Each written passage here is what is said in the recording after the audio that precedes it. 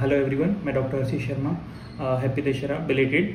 जिस तरह दशहरे पे अपन रावण को जला के बुराई का अंत करते हैं, उसी तरह आज मैं अप्रेंटिस रिलेटेड जो भी अंधविश्वास हैं लोगों के मन में, उनका अंत करना चाहता हूं।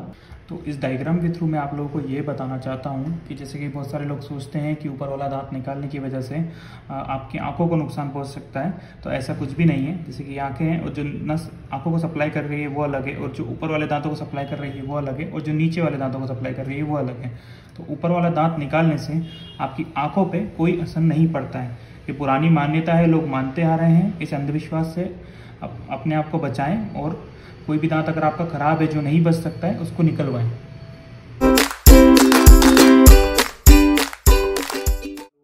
और अंधविश्वास लोगों के मन में बैठा हुआ है कि आपके दांत की सफाई करवाने की वजह से आप लोगों के दांत ढीले पड़ जाते हैं, पर ऐसा कुछ भी नहीं है। एक्चुअल में अगर अपन इसको बोन इमेजिन करें कि आपकी हड्डी है, तो आपकी जो हड्डी है अगर वो बराबर पोजीशन पे है तो आपके दांत नहीं हिलता है, ऐसा कुछ भी नहीं है। उसकी सफाई करने से जो गंदगी है वो निकल जाती है। जो गंदगी है वो धीरे धीरे हड्डी को गलाने लगती है, और गलाने की वजह से जैसे कि आप यहाँ देख सकते हैं कि यहाँ हड्डी नीचे आ गई है। एज कम्पेयर इधर कंपेयर करेंगे अपन, यहाँ से मुकाबले यहाँ नीचे आ गई है। तो जैसे जैसे हड्डी गलती जाती है वो दांत को छोड़ने लगती है। जैसे जैसे दांत को छोड़ेगी नीचे आ गई है, तो जैसे जैसे हड्डी गलती जाती है वो दांत को छोड़ने लगती है। जैसे जैसे दांत को छोड़ेगी वो दांत की पकड़ जैसे छूटती जाती है, वैसे वैसे दांत ढीला पड़ने लगता है।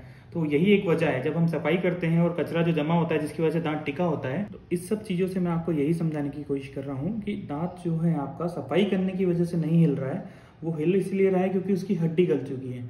तो आप लोगों के मन में अगर सफाई को लेकर अंधविश्वास है तो इस चीज़ को आप छोड़िए और सफाई करवाइए, तो आपको दांत की असली कंडीशन पता चलेगी। अगर आप नहीं करवाते हैं सफाई तो ज़रूर जो कचरा है वो जमता जा रहा है, उससे दांत की हड्डी और गलती जाएगी और वो दांत को और कमज़ोर करेगी।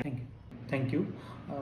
एक और मान्यता जो लोगों में है, मेरे पास पेशेंट्स आते हैं, वो अपने बच्चों को लेके आते हैं, उनके दांत सड़ चुके होते हैं, तो वो बोलते हैं कि सर आप तो बस दवाई लिख दीजिए, सिर्फ दवाई दे दीजिए, तो बच्चे का दांत है, दूध का दांत है, ये गिर जाएगा तो परमानेंट आएगा।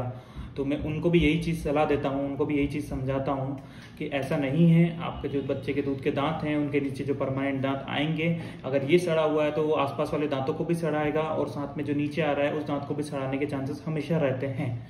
तो इस चीज़ को आप ध्यान में रखिएगा कि जो दूध के दांत हैं उनको भी बचाना ज़रूरी है अपने को, और ताकि आपके बच्चे के परमानेंट दांत आए और वो अच्छे आएँ।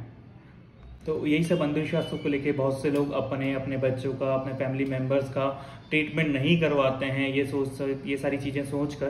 तो अगर आपके पहचान में कोई भी आपका दोस्त है या आपके बच्चे हैं जिन चीज़ों को ट्रीटमेंट को आप अवॉइड कर रहे हैं, तो इस वीडियो को प्लीज़ लाइक करें, शेयर करें, और दूसरों को भी बताएं, आपके दोस्त रिश्तेदार जो भी हैं उन लोगों को भी बताएं।